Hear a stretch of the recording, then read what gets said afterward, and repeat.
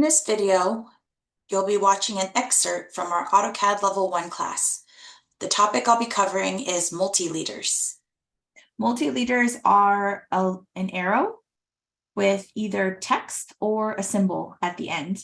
It has a style, so we'll start by setting up the style. The style controls the font, the arrow, etc. And then we'll create only a few multileaders for this parking lot. Okay, so back to the Annotate tab of the ribbon, we have the Leaders panel.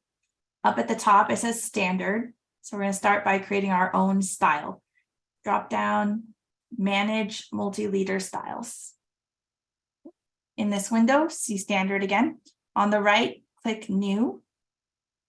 In that small pop-up, we're going to name it Arial 30 Scale. So similar to dimensions, we're going to be able to put in a scale factor, and we're going to just put in the paper text height. It'll multiply that scale by the paper text height. All right, so we'll click Continue. This window only has 3 tabs, so it should be a lot quicker. On the Leader Format tab, there are 2 types of arrows. This is the straight arrow, it has a bend. And then there is a spline arrow that has a nice curve. So I'll go with spline. The color by layer, line type by layer, line weight by layer, so all by layer. Symbol, you have a bunch of symbol choices. We're using a closed-filled arrow. The size of the arrow, I want to match the size of my text. So I'm using 0.125. So it has a break size here, which means you can use that break button, even though it's in the dimensions panel, you can use that break button. So if you have overlapping dimension lines, multi-leader lines, you can create the little gap where they overlap. Go to leader structure. The maximum leader points is 2, and that's typically what I like. I like 1 grip at the start of the text and 1 grip at the tip of the arrow. So I can move the text, I can move the arrow. If you want your arrow to get crazy, some people allow it to have multiple grips on the arrow and you can bend it around. So if you did, you would add more leader points. Down here, this is the scale. So I want to use 30 for my scale. Go back or go to the next tab, Content.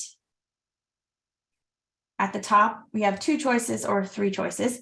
We have multi-leader, we have M text, we have block, which is a symbol, and then we have none. So if you choose none, it's going to be just an arrow.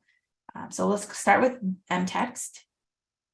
The text style, we'll use Arial.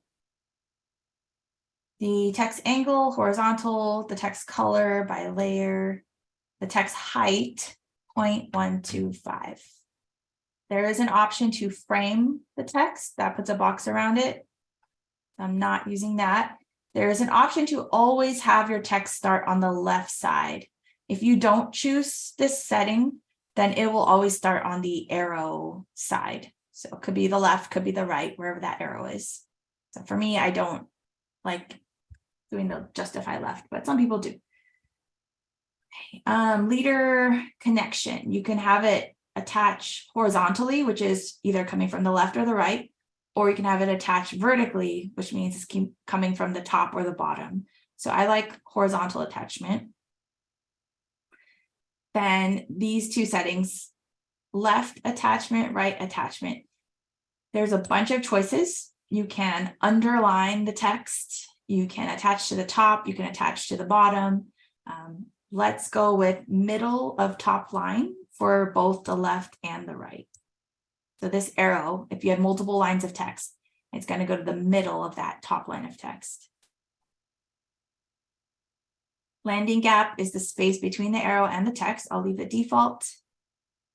If you check mark extend leader to text, it's not a big deal. You can do that if you want.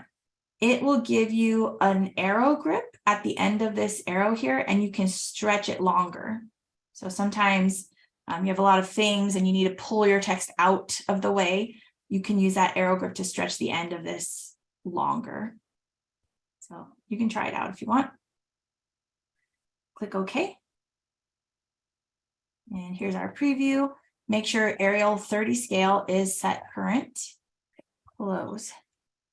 So we're going to create, I think, 3 leaders on the right and 3 leaders on the left, and that's about it. So let's go into multi-leader, the button.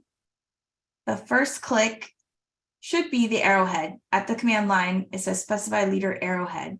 If it does not say that, it's one of the options, but typically that's a default.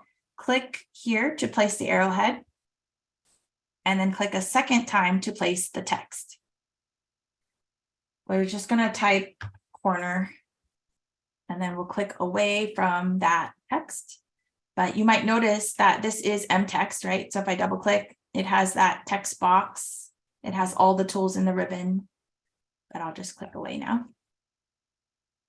So you can use this button again if you like, but I would like to just copy what I already have. So I'm going to use CO enter, select the multi-leader enter, and then pick it up from the tip of the arrow, placing it at other locations here.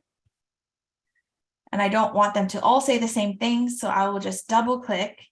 The first one will say top corner. Second one will say middle corner.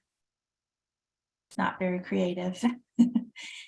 And then the bottom one will say bottom corner.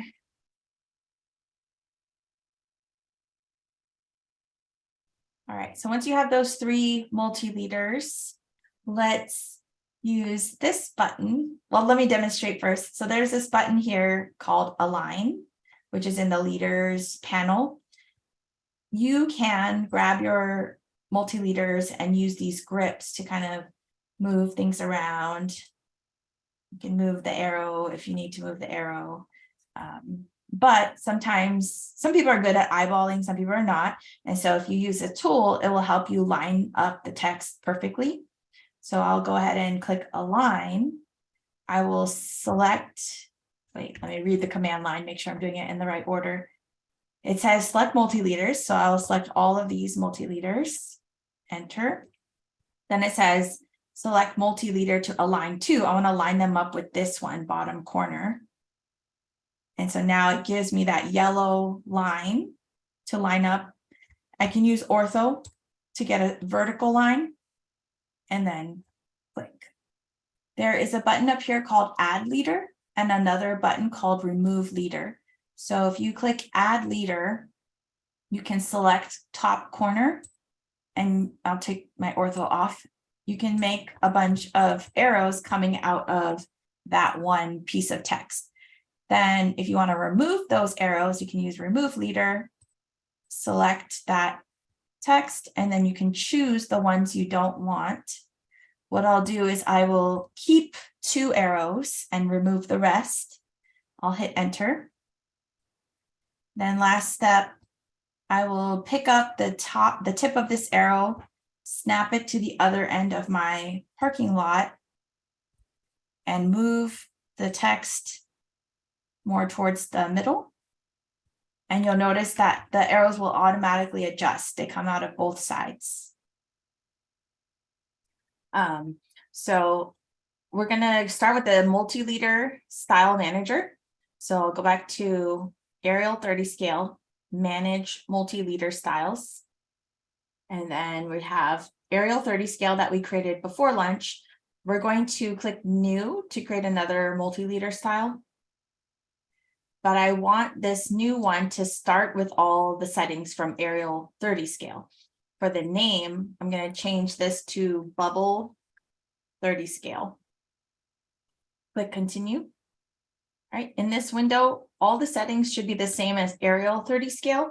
The only thing we'll change is on the content tab. I want to switch it from mText to block. The source block, it has some default shapes already in here. And you can also use a block that you've created on your own. So later today, we'll talk about blocks. For now, just pick circle. Attachment center extents looks good to me. The color by layer and the scale. This scale is different than the scale we were using on this leader structure tab. This is 30 scale. The content tab, this one is just scaling that circle. So if you want that circle to be twice as big or half as big, you could put 2 or 0.5 here, but it's not the actual drawing scale. That's in this tab. So I'm just going to leave the original size of the circle, which is 1. And then I'll click OK. You'll see that preview. Let's select bubble 30 scale and set it current. We'll close that. So now at the top of the leaders panel, you should see bubble 30 scale. And we'll use the same multi-leader button to create. We're going to create 3, 1, 2, 3, but you can also use that copy method that we did before. I'm going to snap to this endpoint to start my arrow. And then I'm going to click to place my bubble. The very first time you place a block that has an attribute, you're going to get this window to pop up. So in our situation, in our example here, the block is the circle and the attribute is the number that we're going to put inside the circle. All right, so this attribute says enter tag number. Let's just put 1 for the tag number. It has all these lines because a block can have multiple attributes, and then you can type all of it in here before you even place it. Click OK.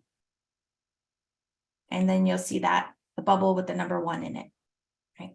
So we can repeat with the multi-leader button, or I can select this, copy from the tip of the arrow to this corner and this corner. So if you use the copy method to change these numbers, you just double click on the number. That window pops up and you can change that number. On the Annotate tab of the ribbon leader panel, there is the button here called Collect. So usually these refer to notes. So instead of cluttering up the drawing with a bunch of notes, you're like, okay, refer to note number 1, refer to note number 2, refer to note number 3. And then somewhere on the side, you have all the notes. Maybe you have to put 3 notes that point to this corner. So you can use this button to collect those bubbles together and place them on a single arrow. So I'll click, then choose them in order, 1, 2, 3, enter. They all go to the last arrow by default. I click to place it. The first 2 bubbles are not connected to the arrow. The third bubble is the only one connected. So if I want to move this, I need to select it with a window, use the move command. And then as a last step, I can use the grip on the arrow to move that into place. Okay, great. All right, so that was it for the multi-leader lesson. We were able to create one with text, one with a bubble. And it just depends, whatever you set current, that's what this button is going to create. CAD Masters offers online and classroom training for a variety of Autodesk software. For more information, go to www.cadmasters.com or give us a call at 925-939-1378.